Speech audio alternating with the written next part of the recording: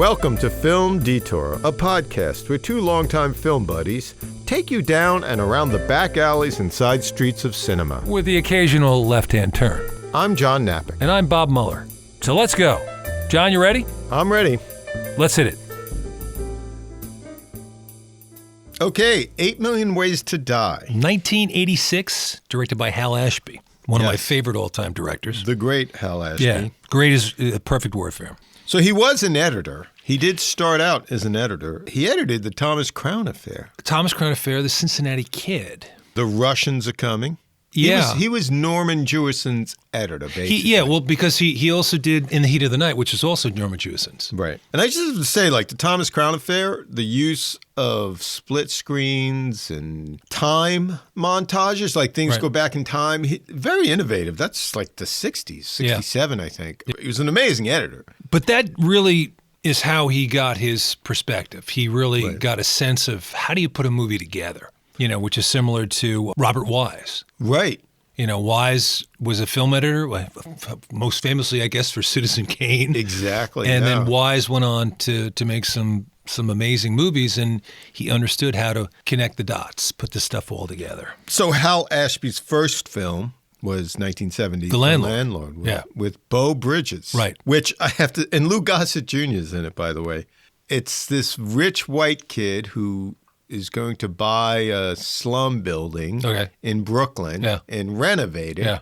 But of course, it's got all these black families living in it, and he needs to get them out. He moves into the building. What's funny is it's a slum. It's shot in Park Slope back in 1970. Our old neighborhood, John, we lived in for a period of time. But Park Slope is like the richest neighborhood in Brooklyn now, practically. Right. Back in the 70s, it was a slum, I guess. Right. I always thought that was kind of funny. Yeah. And then next he did Harold and Maude. Which is one of my all-time favorite movies. It never gets tiresome. It never gets old. And it's got Cat Stevens doing the soundtrack. Yeah. So what the hell else you want? Bud Cort's terrific. Ruth Gordon's hilarious. It can do no wrong as far as I'm concerned. It didn't make money. Seriously. It became a cult favorite. Right. It didn't start making money until 1984. Think about that. It came out. It didn't do well at the box office. You know why? That's a really weird movie, Jim. Yeah. I mean, look at the premise. This young boy is having this affair with this woman who's in her 80s. Who would even come up with an idea like that? But it totally works. And he's the perfect man for the job for that movie. The Last Detail with Jack Nicholson and Randy Quaid, Carol Kane. Another great Ashby. Everything he did was pretty damn good. Shampoo, classic. I love Shampoo. It's such a great movie about L.A. and Hollywood in the 60s. It's just got such a feeling to it. Bound for Glory with David Carradine as Woody Guthrie. That's a terrific movie. Yeah. I can't say I really value David Carradine as an actor. I don't think he really can act. Right. Don't tell him that.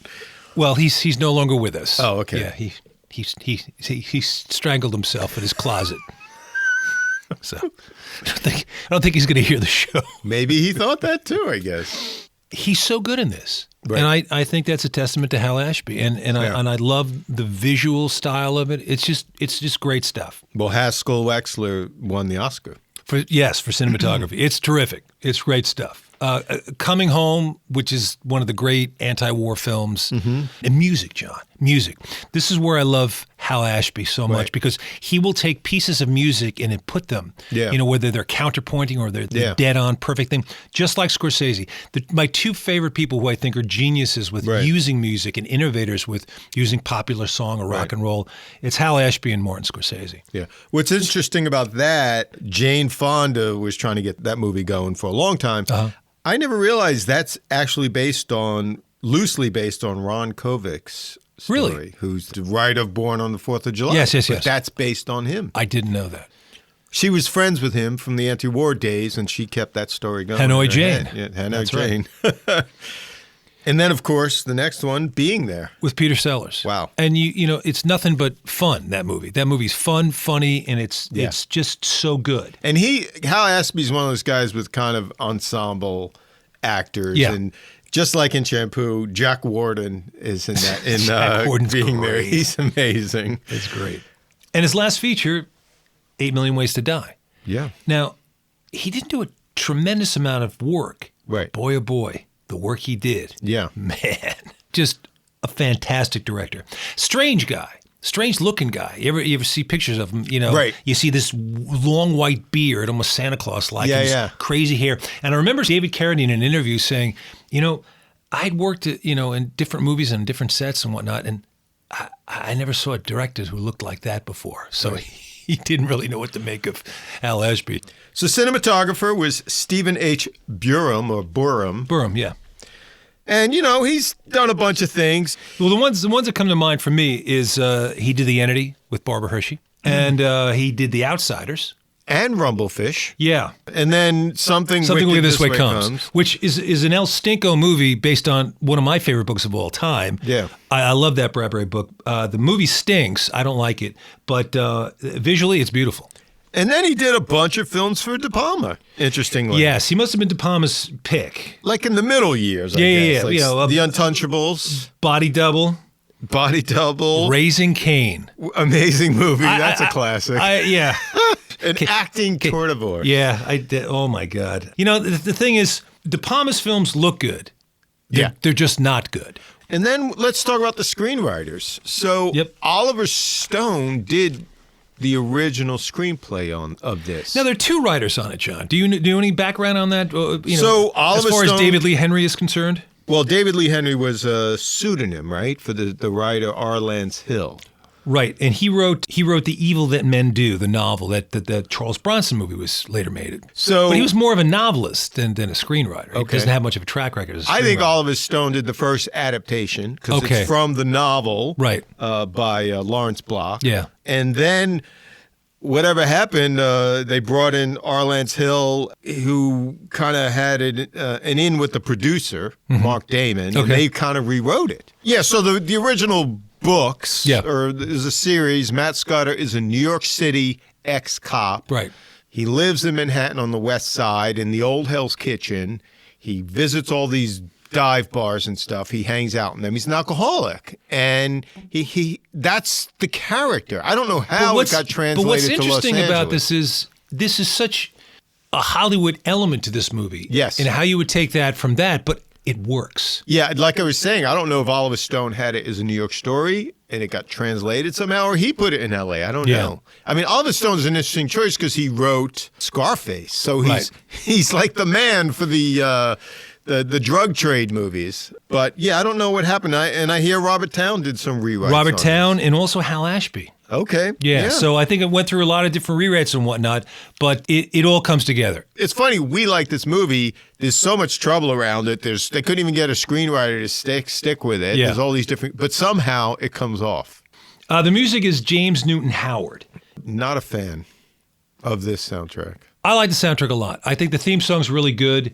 I think some of the other pieces, the love theme, we'll call it, I really like it. It's all synthesizer. I'll make very a point. 80s. It's exactly right. It's very 80s. Yeah. I'm not a big fan of 80s music per se, but I do like the soundtrack a lot. I've always liked it. I always thought it's so unusual for Hal Ashby because Hal Ashby loves original music or say rock music, etc. Right. Of the time, it was this synthesized one-man band kind of thing. I will admit one thing.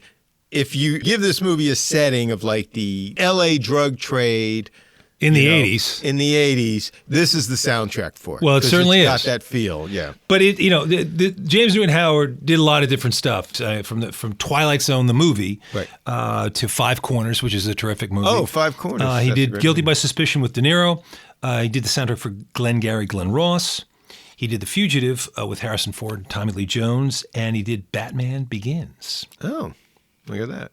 This synthesized score that he did is very, very much like Jan Hammer for the Miami Vice theme, that sort of thing. Right. And the other guy, Harold Faltermeyer, who did Beverly Hills Cop. This kind of thing at the time. I mean, even Maurice Jarre, who did these beautiful sweeping scores for David Lean, he got into the act too when he did Witness because that's all synthesized. Right. So, at any rate, continuing on to the stars. So Jeff Bridges, I'll just say this and I'm going to stop you before you even begin. Yeah. Because there's so many movies this guy did, and what's amazing about Jeff Bridges is He acted in a lot of movies, but he acted in a lot of great movies. I don't know how this guy selects movies or gets picked, but he seems to be in so many classic films. It's interesting because he started back in the day with his dad on Sea Hunt. Lloyd Bridges. Yeah.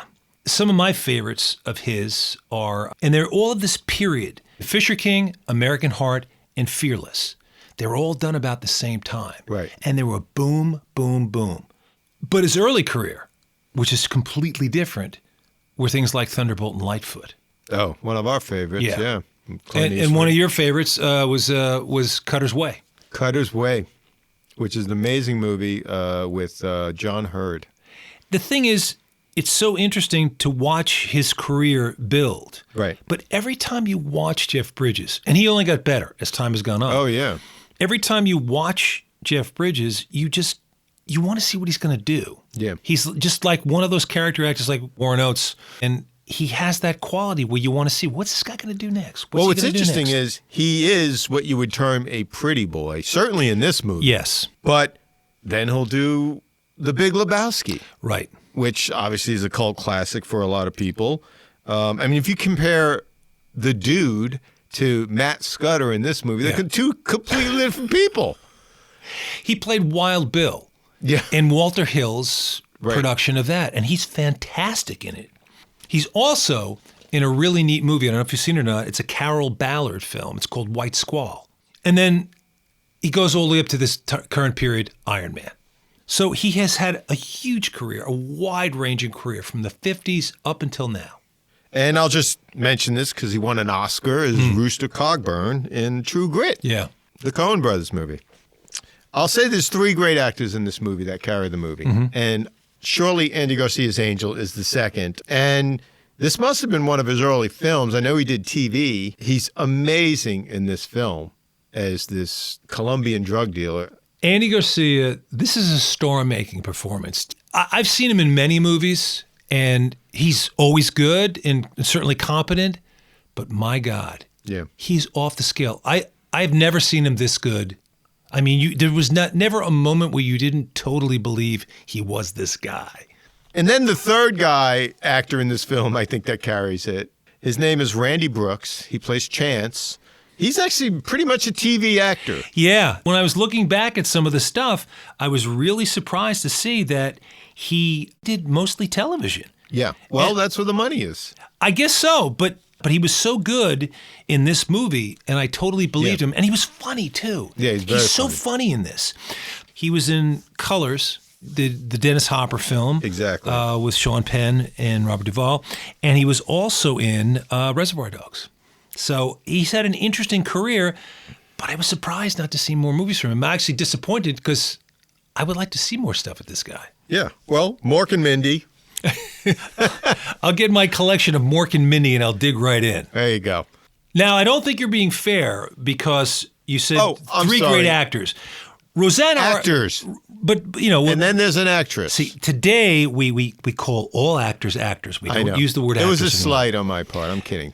The thing is, Rosanna Arquette is terrific. She's amazing. In this movie. Yes. Her range is fantastic because she can look mean and cruel, and she can look bitchy and just awful. Or vulnerable. Or vulnerable. And she looks so vulnerable in certain parts of this. Well, she's all of those in this movie. Yeah. So she's terrific in this movie. Yes. The first thing I think she really came into sort of prominence was the Executioner song with Tommy Lee Jones. Right. And the first time I recall seeing her that she made an impression on me was John Sayles' Baby It's You. Oh, right. So the movie starts out and we hear the whirring of the helicopter blades. Yep. And it's this great cityscape of Los Angeles, and it's a helicopter shot. We hear Jeff Bridges' voice. He's Detective Matt Scudder, and he's talking with his partner. And he's talking about the murder rate in Los Angeles has just gone up. It's just getting worse and worse. It's practically doubled, and even more in the summer. And you know that feeling from living in New York City, John. Yeah. You know, because when it's that hot and you got a box fan in your room, you are ready to commit murder at any given moment. So then Bridges says, there are 8 million stories in the naked city. Remember that old TV show? Well, what we got Here, in this town, we got 8 million ways to die. And the theme song comes in. It's beautiful. I have to say, the helicopter shot, because I remember this when I first saw this movie, this is what drew me into the film. It winds its way through L.A. Seamlessly, John. And then you kind of go over the railroad tracks, and then it kind of finds this highway. Yeah. And then the camera finds on this highway this police car. And it goes over the clover leaves and whatnot? And it gets right over the police car, and the camera's like pointing vertically down. I don't know how they stuck with this police car, because it's literally right on top. Yeah, it's an amazing tracking shot. Amazing. It's like, for the drone pilots now, it's the greatest drone shot ever. I mean, it's such an amazing helicopter shot. Right. I'm going, how did they do that? And what's great about it is it's moving and moving and moving, and finally it's so much over the top of it, it almost seems like the road is going up into the sky. It's probably one of the best helicopter shots. I love it. And then we cut to this cemetery. Yeah, it's a really strange perspective, because you have about a half a dozen police detectives, and you have all these gravestones in the foreground. It's a Jewish cemetery. It's a Jewish cemetery. Yeah, it's all these gravestones in front of you. So it's like a long lens, and you have all these gravestones that are towering over, or seem to be just bigger than these little tiny dwarfs in the background. It's actually the sheriff department, and they're gathering to do this arrest. Right. And right next to the cemetery is this little house. Yeah. It's a really beat up house. Yeah. But what's really strange, though, is it's 6 inches away from the cemetery. Yes. You know, well, the one thing you have to say is it's probably a quiet neighborhood then. You know, and the rent's cheap. The rent's cheap. So they're going in the back, and before they actually make it to the back, we see Matt take a swig of some booze. He's got a flask. Yeah. Yeah. And they go in the back, and Scudder says, "Look, be careful with those clotheslines." Yeah. Because the last time I almost got decapitated. I'll have to say, because it's throughout this movie, there's a lot of nice little details like that. So it feels real. Yeah. I mean, you really feel like you're on this stakeout. Absolutely, basically. absolutely.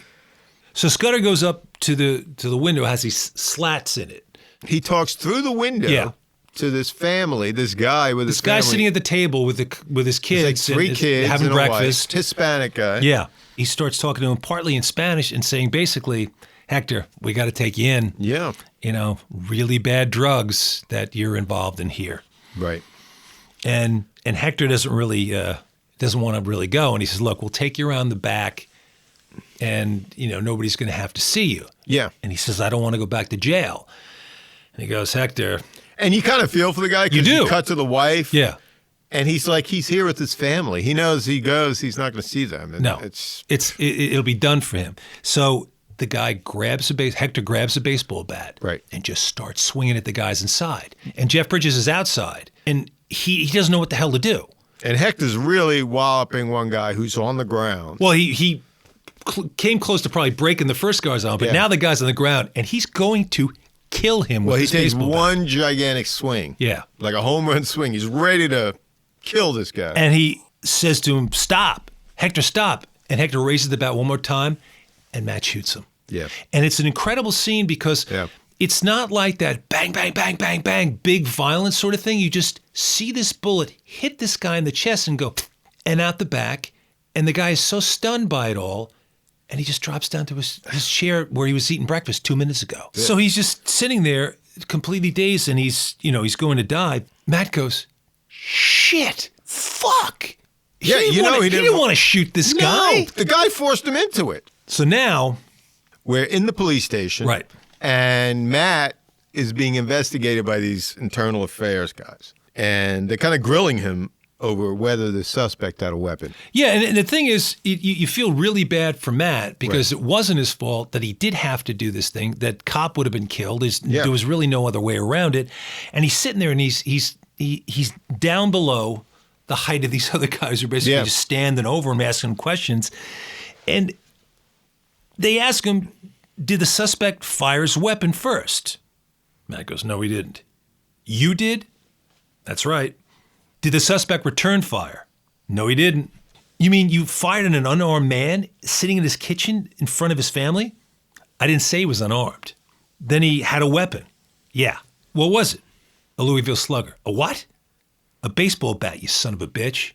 "Dumb shit." Yeah, and he knows where these guys are going with the question. Absolutely. Because on paper, this looks like terrible. Yeah, he's like the worst cop ever. Yeah, like the guy's unarmed. Yeah.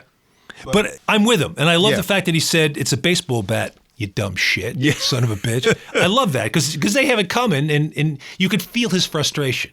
So Matt, you see him getting drunk with his partner, and then we cut to him, and he's laying on this wall. It's early morning. Outside his house, right next to a highway. Right. It's L.A. That's L.A., sure. I have to say, he's the most beautiful drunk there is, because he's in jeans, he's barefoot, he's got no shirt on, and you can see he's totally out of it, upset. I mean, he's depressed or whatever, and he just drank. I'd like to know how he got up that wall with the bare feet and the no shirt. And drunk. That's a feat. But the fact that he can even lay up there is an amazing feat. And you don't hear the dialogue, but his wife comes over. But that's what's nice about it. Hal Ashby, he encapsulates this little scene visually. And his wife comes over to console him and help him, and you can see he's not responding to her. He just kind of brushes her off. Literally. Or she's had enough, she walks away. Right. And then he climbs off the wall, he starts walking in the house, and then you see his daughter. Yeah, that made me really sad. And I just thought, geez, what a terrible thing. Because this is what happens in an alcoholic family. I know somebody who grew up that way, and their father would be just walking down the street like some sloshing drunk. And, I can't imagine having to grow up in that situation. Yeah. So I felt terrible for the girl. And she's 14 or something. She's a kid, yeah. Some time has passed, and we cut to Matt, and he's in front of this Alcoholics Anonymous meeting. He's giving his speech, and you hear that he's 6 months into this. Right. Who are you? They all call out. Who are you? What I love about the scene, I don't know if Hal Ashby was in Alcoholics Anonymous. Certainly it's a part of the novels, but there's so much great detail in the scene. I agree. You see the faces of the people. Yeah, it was really well shot. Because they're real alcoholics at different ages and walks of life, and there's smoke everywhere. Right. It's just a really well done scene. Well, in an AA meeting, they're drinking coffee and they're smoking cigarettes. Yep. So, hi, Matt. And, he goes through his whole spiel, and you learn that he lost his job, he lost his family. Right. His life has come to a crashing halt in a way because of all this. And then he's approached by this woman who was at the meeting. Yeah. And she comes up to him and says, someone wants to meet you. And Matt's like, it's kind of vague. She said, well, here, this will pretty much explain it all. And he opens up the envelope, and it's a note, and it's got money attached to it. Well, she says, I hear you help people. And that's the whole deal with, he's not a private eye. He's just an ex-cop, and he helps people. And if you give him money to do it, great. He'll do you a favor for whatever. He just knows people because he's a cop, etc. Well, you have more on it than I do because you read the books. I'm just saying, that's the only resemblance to the books right there in the alcoholism. Yeah. That's it. The title? The title. What's funny about the title? Yeah. It refers to 8 million people in New York City. I got it. LA's got a lot more than 8 million people. Right. Well, it still works regardless. No, it does. So he comes to this palatial LA estate. Yeah. I've never seen anything like it myself. It reminds me of Xanadu in Citizen Kane. Good for and it. It's up on this high hill, this big white palatial estate. And it has its own tram or gondola that goes up to it. The one tram goes up and the other one comes down, so it's a constant thing, so anybody wants to go up or down could. It's amazing. I've never seen anything like it. Well, what's funny is I looked at that and I'm like, and he pulls up in his kind of beat up little Chrysler. And there's like the valet at the bottom there. And I'm like, they don't have a driveway? Like, what's going on? But that's where you park. That's it. You park down the bottom. It's crazy. And then you take the tram up. And then we meet Sunny. She's this cute, sweet, but not too bright prostitute, played by Alexandra Paul, who did a lot of television, and she was also on Baywatch. Oh, there you go. There you go. She's very cute, and she plays this role to the hilt.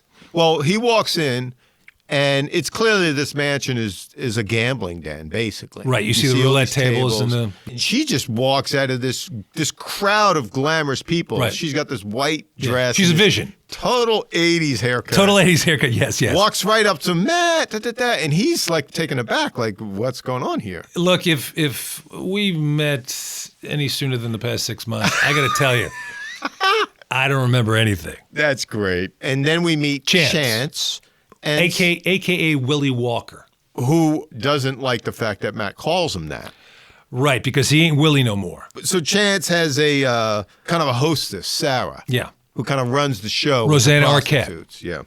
And he tells Rosanna, that was me in a previous life. Matt busted me. And I guess that and bust. indirectly, right. I ended up getting into all this business. Exactly. Not a bad turnaround. Yeah. Certainly doing better than Matt. But there's this funny kind of hot and cold antagonistic relationship between Chance and Matt. It's great. It's I'd say it's my favorite thing in the movie. Yeah. The scenes with them, because they interact so beautifully. Yeah. In this really, classic comedy way. I just have to say, for Randy Brooks to go toe-to-toe with Jeff Bridges and stay with him, you know what I mean? That's pretty good. In fact, sometimes he gets an opportunity and he takes it to one-up him. Yeah.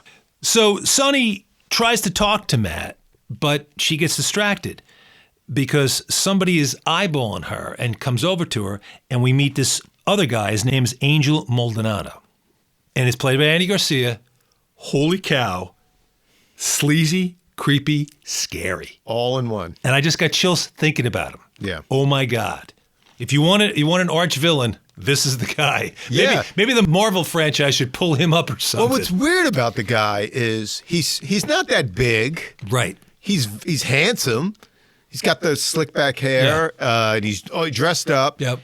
To the nines. That's an expensive suit. And he doesn't even seem that overtly violent, but he's got this menace to him. You feel it. Yeah. You feel this violence just below the skin. You just see it. Any minute could just come up, and it's terrifying. And he kind of goes up to Sonny, and you never see the crazy jealous people. Yeah.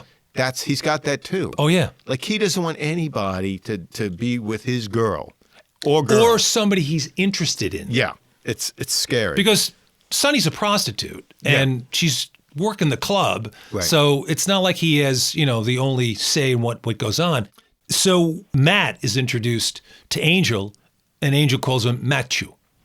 It looks like a nice boy.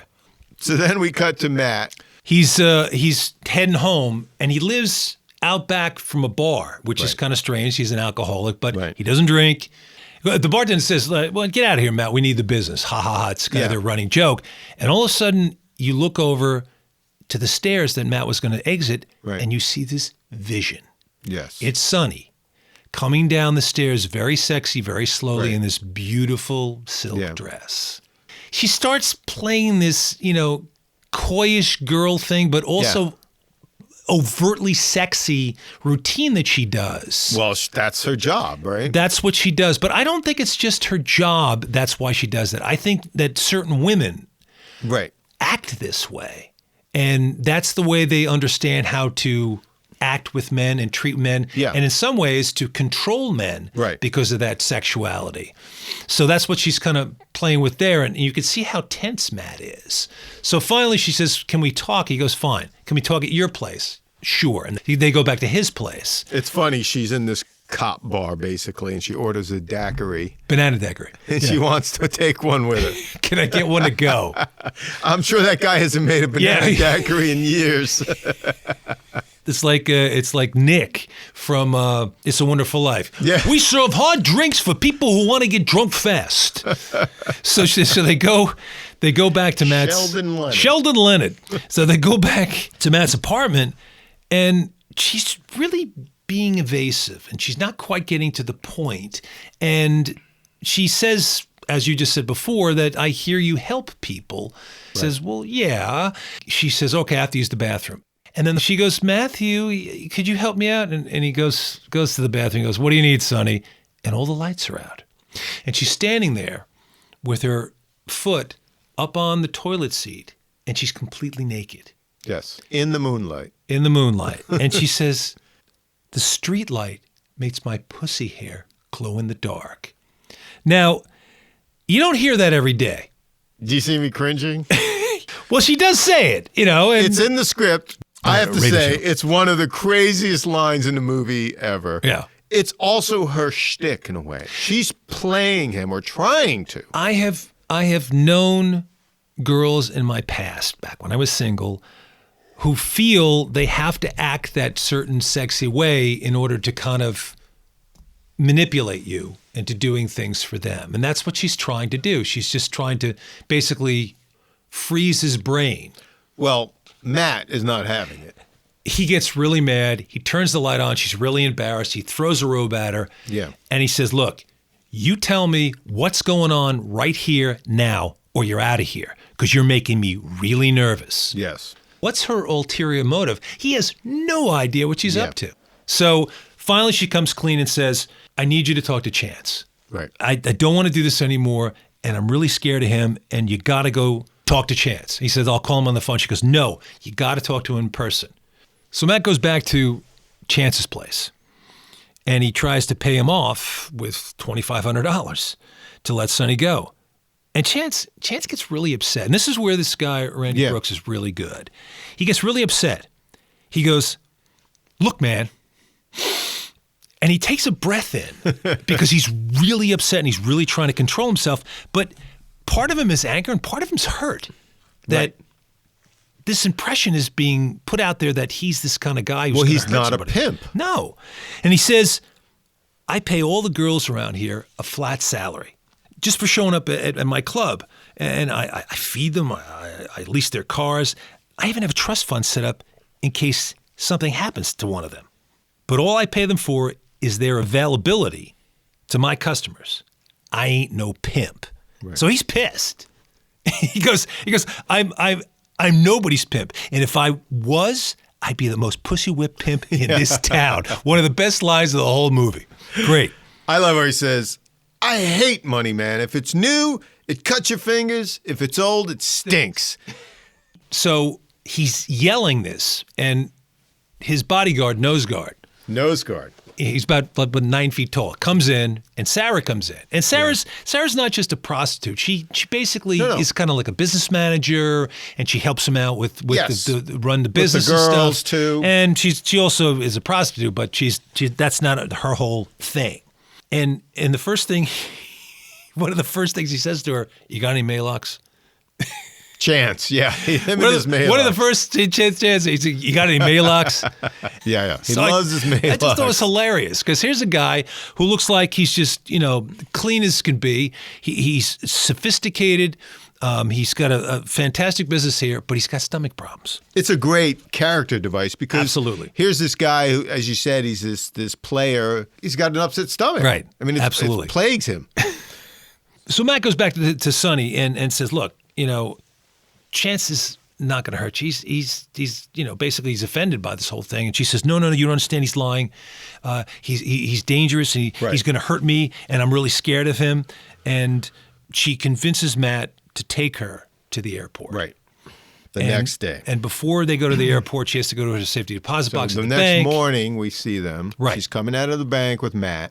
And she's getting her ticket that was in her safety deposit box, which really seems kind of strange. Why would you have a ticket in the safety deposit box? In fact, Matt even asked her that. Well, to hide it because she's living in that house. I suppose, but it just seems. And this is back in the 80s. I mean, it was all paper tickets, remember? So right. She just seems really suspicious that we still don't know what the heck's she's going paranoid. On. And so they go to a dry cleaner's. So she's got to get some dry cleaner or something. And there's a like a Western store right next door. And he says, I'm just going to get something for my daughter. Yeah. So he goes in and gets some riding boots for his daughter, and he comes right out. Shouldn't be a problem. She's right there in the cleaners and stuff. And he comes out. His front tire's flat. And there's the dress that she got from the dry cleaners, and she's gone. Ground. She's gone. And lo and behold, on the side of the building is a creeper van that pulls away. A creeper van? Yes. It's what the kids call it these days. All right, fine. I got it now. I'm hip now. So a creeper van, okay. And it peels out. Yeah. Yeah.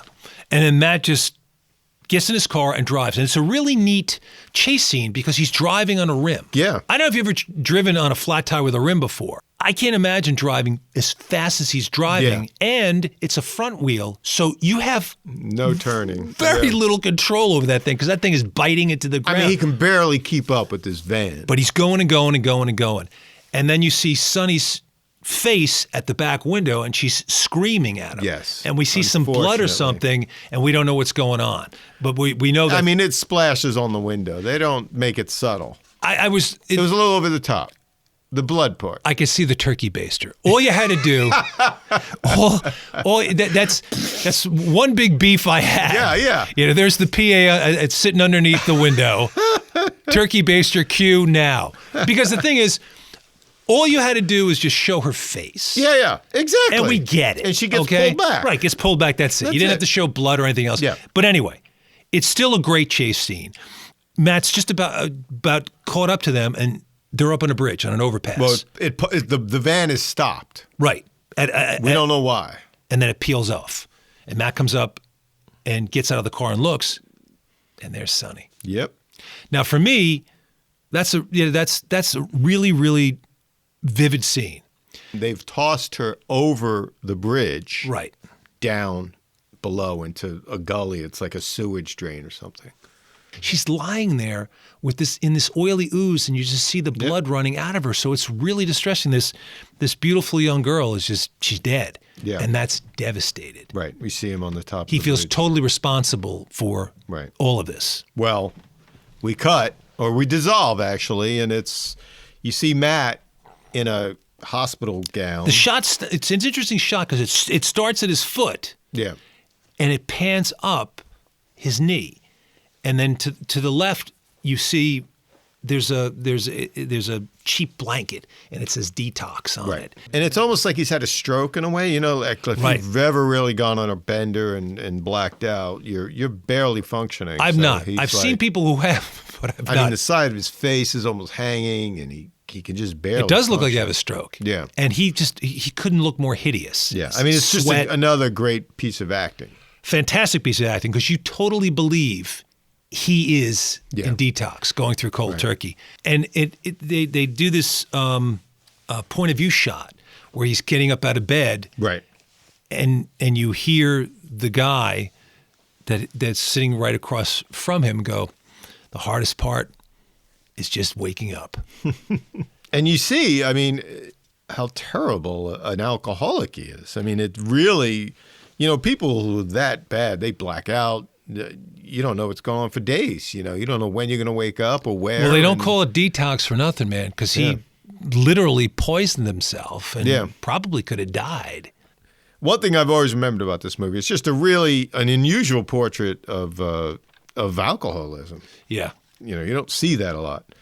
So Matt, he ends up calling his ex-wife to speak to his daughter, and you can see the look on his face because she tells him, "Where? You missed her birthday." Like, I don't even think he realized he missed her birthday. He didn't. You were supposed to be there, and he says, "What?" Yeah. He has no idea, and he's so frustrated. He takes the phone and he smashes it. Remember the old Bell phones, John? Yeah. you could smash the shit out of those things, and they wouldn't even chip. Well, he knows how out of control this is.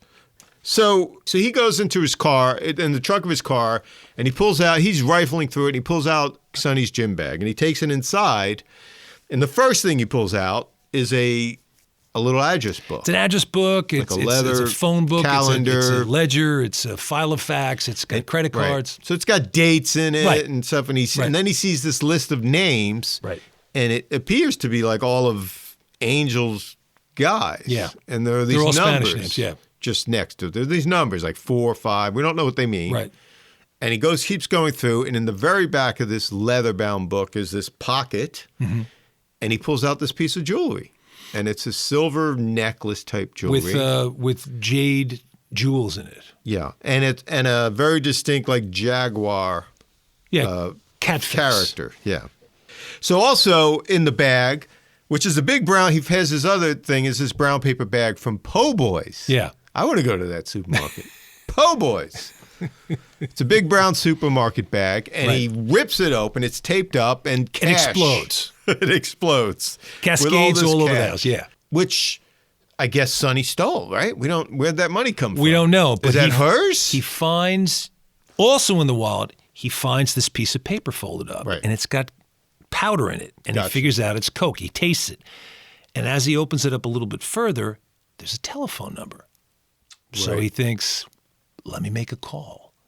So he makes a call, and it's Po' Boys Market.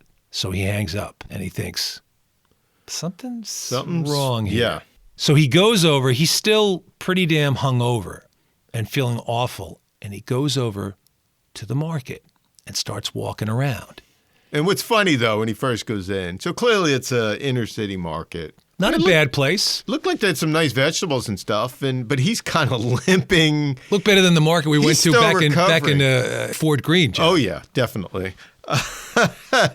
As I said, I want to go to Po' Boys. All right, there you go. Yeah, so he's kind of looking around at this market. What's happening here? And he's poking around, and he ends up going into a back kind of stock area. Stock room, yeah. And he sees these Hispanic men. They're stacking these. They look kind of like Duraflames. So Matt makes his way from there out to the back. So there's a beautiful Jaguar in the back, and who's sitting in it but Chance? When Matt first walks up, he spooks the shit out of Chance, who pulls his gun. Right, instantly. What are you walking up behind me like that for? And he says, damn, man, you look like shit. And Matt says, I feel like shit.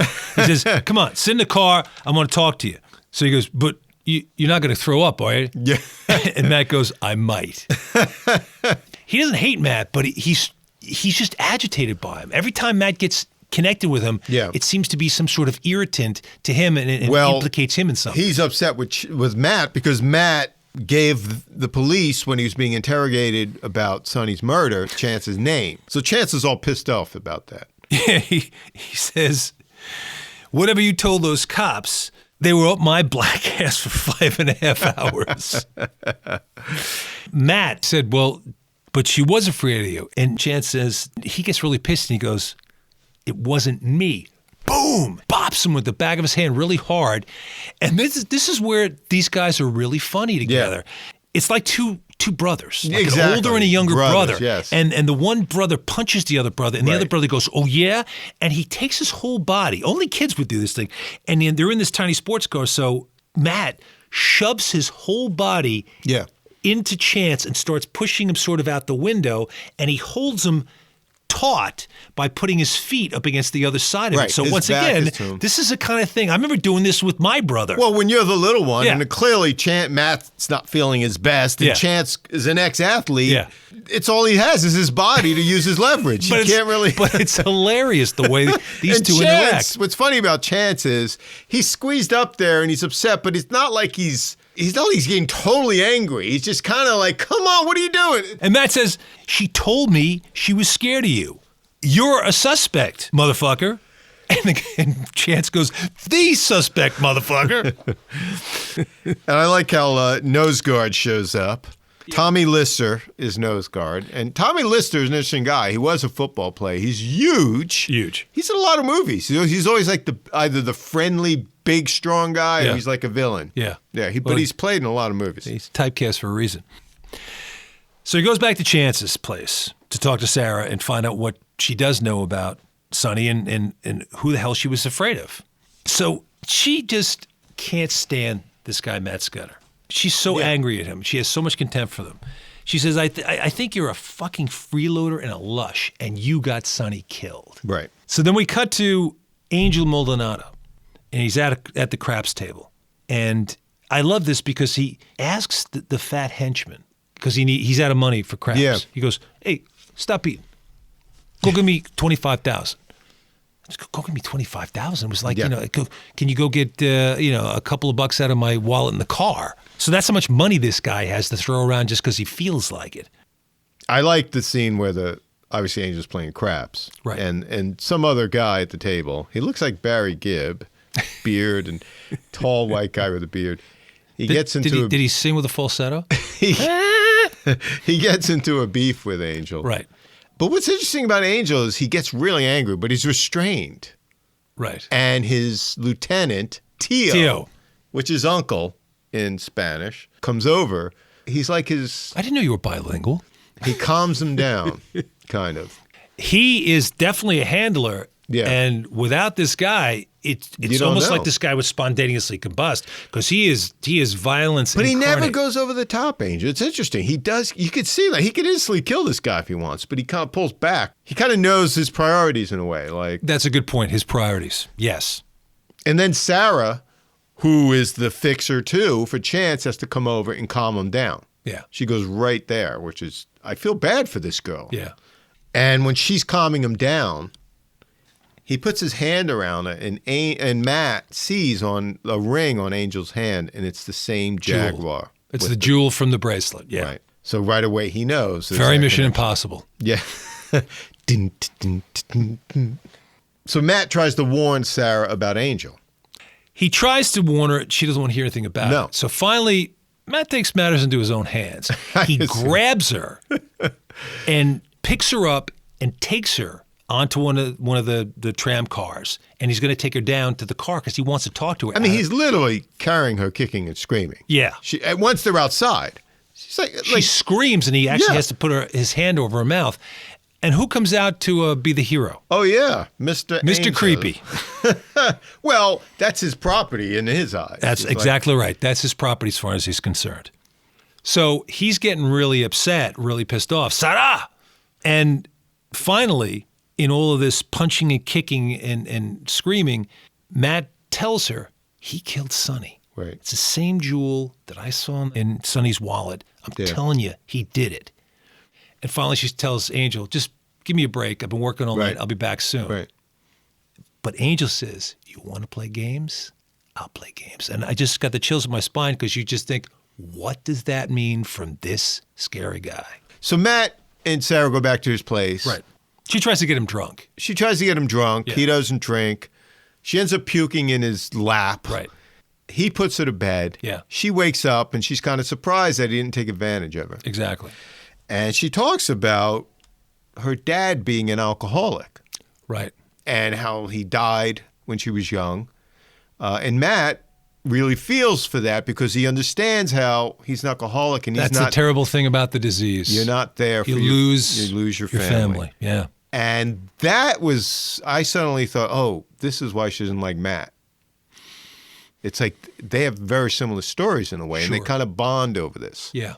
So they get to the Los Angeles Colosseum, and as soon as Matt pulls up, he's blocked in by Angel's two cars.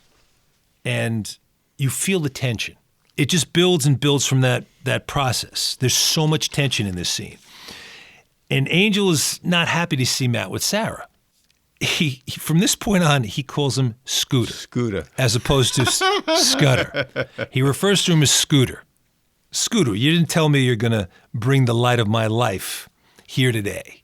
Now, right away, my thought was to Matt, why the fuck did you bring Sarah to this meeting? Yeah. I'm like, what? I'm going to have to agree.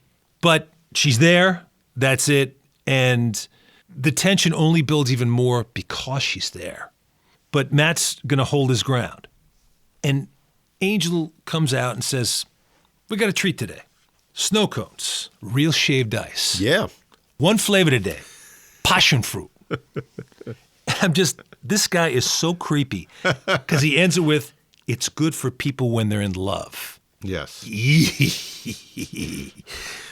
Well, to him, he has a relationship with Sarah. Right. She hates him. She doesn't show it. She can't. But, and it's funny though, he's still a gentleman to her. Like, it's not like he grabs her and takes her and rapes her. He plays the gentleman though. He plays the gentleman. He's very manipulative. And he kind of maneuvers her into the car. Yeah, he says, come sit and relax in my car. And you think, fuck, that's the worst place to possibly be. Yeah. So Matt and Angel go off and talk. And Matt says, let's not pull each other. I know you did Sonny. Yeah. I love in the scene, it's Matt, they're right in front of the Coliseum in the background.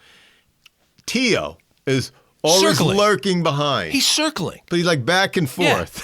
Yeah. And it's really tense because Angel and Tio are talking in Spanish. Yeah. Now, Matt speaks a little Spanish here, but not like this. So imagine being in that situation. You don't know what these guys are saying. And it builds up and it builds up and the camera's moving around and back and around and back. And this is where I feel Hal Ashby, as an editor, really knew how to shoot a scene to put it together this way because it's beautiful. And it just builds this tension to so much you want to scream. Yeah. But Angel's kind of still restrained. He doesn't go for the bait in a way. Matt says, I know you did Sonny. And Angel says to him, you ain't going to survive this shit. if you hit me with this blackmail shit. He's getting pushed that I know you did Sonny. Yeah. And he's so fucking angry with this. Right. And he uses these phrases, you better beware. Yeah. I mean, he can only be pushed so far. Understand what I'm saying? And you just go, oh my God. And they get face to face. But Tio keeps saying, just keep yourself cool. Suave. I guess that's suave in Spanish? To be suave? I think it's calm. Calm. All right. Suave. All right. During all this, Matt tries to bait Angel into doing business. Well, he is, yeah. He's got $250,000 to spend. And Angel looks at him like, well, what am I going to do with that? And he goes, the white stuff. And so smooth. And Angel says, isn't that a movie about astronauts? Now, that's a dated joke I've ever heard one. It was a good one. Still funny. So he tells him basically, maybe, I don't know, I'm putting together a snow cone franchise. You get $250,000 from your friend Angel, maybe we can do some business. I was like, why would you pay $250,000 for ice? I don't get it. It's expensive syrup, John. That passion fruit's a fortune. About the syrup. Yeah, of course. The ice is cheap. So Angel, finally, he's like, come up with the money. Go get it from Chance. If you're so big, let's say you put your buddy up, Chance. Yeah. And Angel, he just takes off, and he takes Sarah with him. Right. And you can see the glare on her face like, what the fuck did you just get me into? Exactly. The next scene is a great scene. It's just a short scene, but it's really, really funny. So Matt goes to Chance for help. I like how the beginning starts out where it's a wide-angle shot, and the characters in the distance because Chance was jogging, and Matt followed him way in the distance. And you hear this conversation, and you can hear the voices, and you see all this body language, and you don't really need a close-up on this. So I really like the way this is shot in a wide angle. Well, Matt says to him, he goes, I got to get $250,000 from you to make a deal with him. Chance says, you want $250,000 of my money? Bullshit. But Matt says, look, he's got Sarah. So Chance is really pissed. How could you get fucking Sarah into this? What is wrong with you? I like in that wide shot, you see them in the distance, and suddenly in the left side of the frame, this huge hand comes in, and it's nose guard on the side of the frame. He takes up half the frame. Then John. he walks into the frame. He's like the Incredible Hulk. And then Matt and Chance are bickering. They start pushing each other. And Chance says, you out of your fucking mind? Getting Sarah involved in this? Yeah. And he pushes him. And Scudder gets mad and pushes him back. Nose guard. Takes off. Right away, takes off down the field. And Matt sees him coming. And this 300-pound muscular guy. It's literally like a bull charging you. So Matt sees him coming, and he brings up his ankle, and he reaches in his sock, and he just points it at him. And he goes, you may be big, but you can bleed. And what's interesting about this is I have to wonder how many shots would it have taken him to put him down at that speed, because the guy is so big. They're pushing each other left and right. So finally, Matt says, enough. This is all about getting Sarah out of there. I got a plan, so just listen to me. And he turns to Nose Guard, and he says, you got any Malox? And Matt goes, here's my last one. My last one. He goes, look, Will, no AKs, no guns, no nothing. You're going to get killed. And I thought that was really interesting that he called him Will, because his name is Willie Walker. Now his new name is Chance, but he calls him Will like a friend. And I thought that was interesting. That, to me, changed the whole dynamic there, where they were adversarial, Well, the ceremonial passing of the Malox is kind of a peace offering. But it is, as a person who's had stomach problems over the years, I can understand that. Yeah, for sure. Are you a Malox man? I'm a Tums man. I'm a Malox guy. Okay, yeah. I like Tums. I've never had Malox. I'll take my Lanta if necessary. All right. So they show up to this house, and then in the back alley, there's two cars. Chance and Nose Guard are driving. Right. They drop Matt off. Right. They go around the block. So Matt goes into this house. It's in the style of Gaudi, the Spanish architect. Which has all these soft corners and these bends, and it almost looks like it's melting or something. Yeah, exactly. Yeah. And Angel, who's very impressed with his artistic acumen, and he's trying to be cultured. He's got all this money. He's built this house, and he's got this little brochure about Gaudi, and he's very proud of this. And he's showing Matt around. Matt just wants to talk business. And he's like having to put up with this spiel. Angel says, he's reading from the brochure, he goes, just as elegance and beauty were inseparable for Gaudi, beauty and truth were identical for him.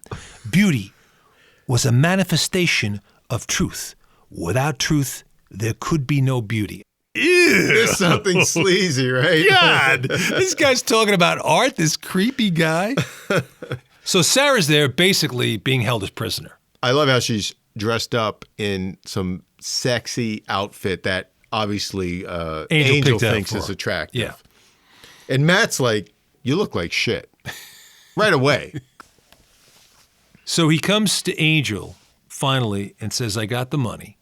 In the back, in the entrance, some lackey comes in and he's carrying one of the logs. And he sees them talking and he does an about face, but Matt does not miss that. Matt catches it. That's right. What's really cool about that shot is Angel doesn't catch it. No, he doesn't. Matt's really good at covering it because he could have gone, did a double take. He just saw it and he just kept talking and stuff. He doesn't say anything. He just lets it go. Right. Then Matt says to him, come on, I got the money, let's do the deal. And he goes, Scooter, I'm not going to do business with you. Yeah. He goes, why'd you have to be so disrespectful? Why you're so rude? And Matt goes, rude? Well, you splattered Sonny all over the sidewalk. Talk about being rude. Oh my God. And finally, Maldonado comes clean as he's going to come. And he says, you know what happened to Sonny? It pays to advertise. And that says it right there. No ifs, ands, or buts. And I just got the chills now because this girl is a threat, right? Oh my God, this girl is in deep shit. How the hell is he going to extricate this girl from this house? So the next scene, we cut to the po' boy market. I'm going to go shopping there. John, I got to get you a gift card. That's it. Po' boys. So they go to po' boys, Chance and Noseguard and Matt. Right. And they go upstairs to where these logs were stored, and they break them open. And there they are. Matt's huge, gleeful. He breaks one. He's like, yeah. Huge bag of Coke. Yeah. In each one of these, it's got to be a key of Coke, right? Yeah. Well, what's messed up for Chance is he's just finding out that Angel's been infiltrating his store. He's been putting his people in his store with all these employees.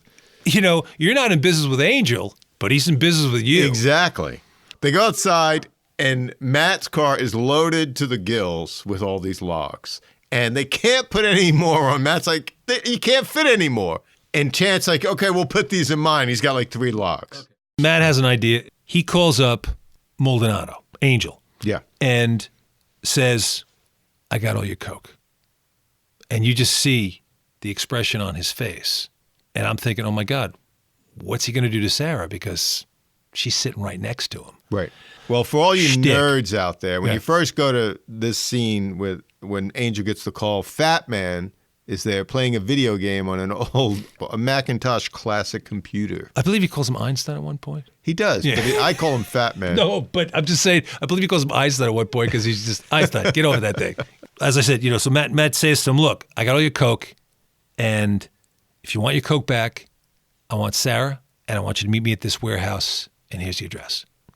So they meet at this warehouse, and when Angel walks in, Matt Scudder is way the hell down the other end. Right. I mean, it's like a football field. It's a big hangar almost, yeah. And he's got all the Coke wired to explode. Like detonators, and there's gasoline cans. So Matt says, where's Sarah? Basically, Angel says, no, Sarah, I want the Coke. And he said, no, bring in Sarah. He said, okay, I'll bring in Sarah. So the fat guy comes in, and he's got a shotgun taped to Sarah's neck with duct Duct tape. So it ain't going to move anywhere. And then he has the trigger duct taped to his hand. So there's no way in hell, even if you shot him, he can still shoot her and kill her right to the I neck. remember when I first saw this movie. Unbelievable. You're like, there's no way you can get her out of there. No. It's so messed situation. up and genius at the same time. Exactly. But that's the mind of this guy. Like, she's literally duct taped to the business end, I'll say, of a shotgun. Jesus Christ. All you got to do is one mistake. You just see her head dissolve. And to make matters worse for Sarah, she's blindfolded. So she doesn't know what's up, down, sideways. So she just knows that this guy, this sleazy guy, the fat guy, listen to your daddy, mama. Yeah. It's unbelievable. So creepy. And so I just have to mention also Chance and Nose Guard are here too on each side. Right. And it's kind of like the OK Corral. But the interesting thing is Matt goes, I just said one person inside. Right. Because Tio is also in too. Yep. Tio's always there, yep. and Angels just says basically, fuck you, we're doing it my way. Right. So they're each trying to get control of this crazy situation. And they're walking closer and closer to Scudder. And finally, Matt goes, if you don't cut her loose, I'm going to burn this key right now. Right. And you're thinking, geez, you got to be kidding me. And Angel's, yeah, right, you're not going to do a damn thing. So he throws it down on the ground, sprays lighter fluid all over it, and lights it on fire, and Angel loses his mind. Oh, yeah. That's Put it out! I was trying to figure out how much money that would be. Put it out! Who knows what a key would be, but it's $100,000? I don't know. Street value? Who knows? But Angel's like freaking out. Put it out! So he's still talking and walking closer and delaying. Matt goes, that's it. I'm going to do another one. No. I'll cut her loose. Well, I'm going to go. I'm going for seconds. I'll cut her loose. Put it out. Oh, too late. He's like, God damn you. He's so finally, losing it. he has Sarah cut loose. I love how Fat Man just pulls out the knife and he's just holding it out there. I feel sorry for Rosanna Arquette because that had to hurt. Having that duct tape on you and also getting that thing pulled on your neck to get it cut open. So she gets freed and Chance calls her over. Come to me. Hurry up. Come on to me. And the whole time Angel is screaming at her, go to your hero. Come on, go to your hero. And he's blocking her way. So the tension is getting worse and worse and worse. So she runs over, she screams. Chance puts her to the side, pulls out a gun, and is going for Angel. And Angel opens his jacket and goes, and they go at each other like it's... And I have to say, Matt is screaming at this point for everybody to stop. Yeah. It's just going back and forth. Yeah. But Chance can't stop himself. So he pulls out this gun and... It just goes crazy. It's like the OK Corral. Exactly right. I was going to say it's like a gunfight. Yeah. Yeah. So Chance gets shot, hits the ground. So does Angel. Yeah. He falls to the ground. And then that's it. Matt lights everything on fire, and that's the end of that. And there's smoke coming up from all over the place. And we see the police, the sheriff, like Spider-Man, coming down from the rafters, rappel down, and they start shooting. And then what happens? Fat Man gets shot. I feel bad for Fat Man. He goes right down on his back. His big belly's there, and he just starts twitching. I never felt sorry for him. He's so creepy and sleazy. He's kind of nice. He would have been He would have been very happy to blow her. The man knows how to make a snow cone. He does know how to make a snow cone. Don't disrespect him. Real shaved ice, John. So the cops are coming down, and it's all this melee, and Tio comes. Tio grabs Angel and gets the hell out of there, and they escape. Yeah, because of all the confusion. Yeah. And Matt's pissed. He goes to his friends, the cops. He's like, you let him escape. You let him escape. Right, exactly. So there's nothing they can do about it. Nope. So Matt takes Sarah back to her house, which is Chance's house. It's like later that night. Right. They get on the tram, and they're on their way going up. Right. So just so you can picture this, the trams are on opposite ends of the tracks, and one goes up, the other comes down. It's automatic. They're attached. Right. Somehow, so you can keep people moving if you have a bunch of people. So they're on the tram going up, and all of a sudden, as it engages, we see Angel walk to the top. Slowly walks in. It's like a monster movie, right? Yeah. Exactly. So he's waiting for them, and Matt sees it, and he goes, what the hell are we going to do? Yeah. So he smashes the lights That's such a great touch. Yeah. Have him knock you know what I mean? It's Smash just another great touch. You're not illuminating us. He can't see us. So it's a smart cop thing to do. Yeah. And so he just tells Sarah to get down. Yep. And Maldonado's standing there. And he pushes her down. It's almost like it hurts her. Yeah, get down. So it's making its way up, and you're thinking, well, how the fuck is this going to happen now? What are they going to do? I mean, he's going to go right up to him, and this guy's going to shoot him. He can't stop it. So Matt's looking for a way out, and he says, okay, I'm gonna go out the back. I'm going to climb down, and I'm going to get on the other tram. Yeah. And he's just about to do this, and Tio pops up and starts shooting a machine gun like crazy. Yeah. Matt draws a bead on him, shoots him, and kills him. Out. And Angel goes bananas. Bananas. It's like his friend or whatever. His closest friend. Yeah. Or maybe it is his uncle. I don't know. He's like, he calls out, Theo. Yeah. I feel bad for him. The sleazy lizard or whatever he's called. So he's alone in the world. All alone in the world. So he has to get Sarah off there. So he just tells Sarah, get off, go into the trees. Yeah. And he's got to make his way up this trestle, exactly. And now at this point, it's Maldonado is so freaked out. Yeah. Angel is so freaked out that he doesn't care. He just walks down at him. He's just shooting. He's walking down kind of the side of the tracks, just like he's Scooter, like he's invincible. And he's going shooting down him. So Matt goes down underneath. He goes, yeah, that's it, Scooter. Hide, Scooter. And Matt's being smart. Hide so you don't get shot. That's a good thing. This guy's on a total crazy macho high.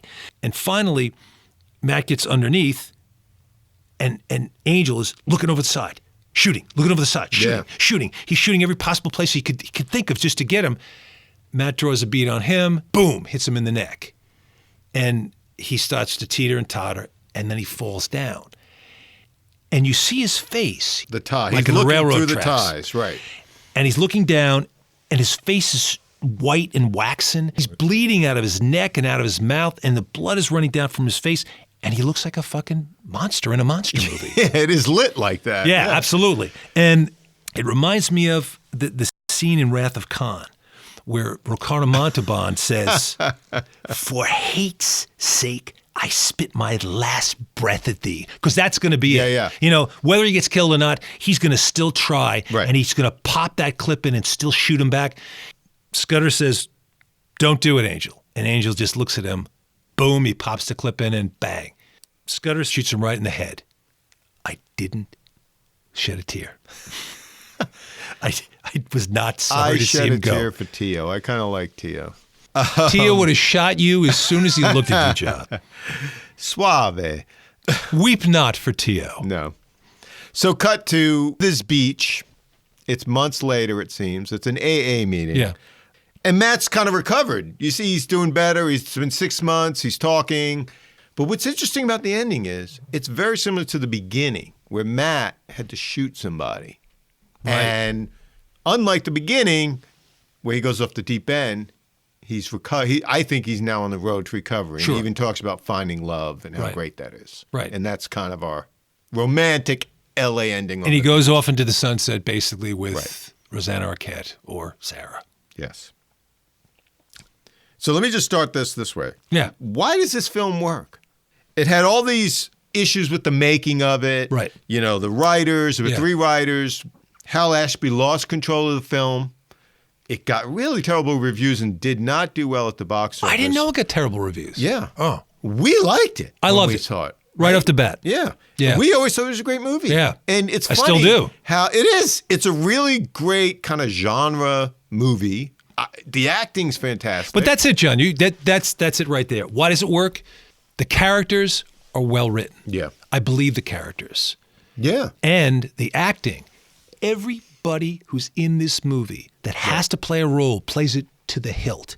That's what makes it work for me. Yeah. It's the characters that make it work for me. Well, you mentioned Hal Ashby was part right on this, but Hal Ashby also did improv. So I think some of this dialogue, which he worked with the actors, I think it does have that kind of improv feel. Sure. Some of the showdown scenes with Angel and Matt. Yeah. I mean, you can't write some of that. Yeah.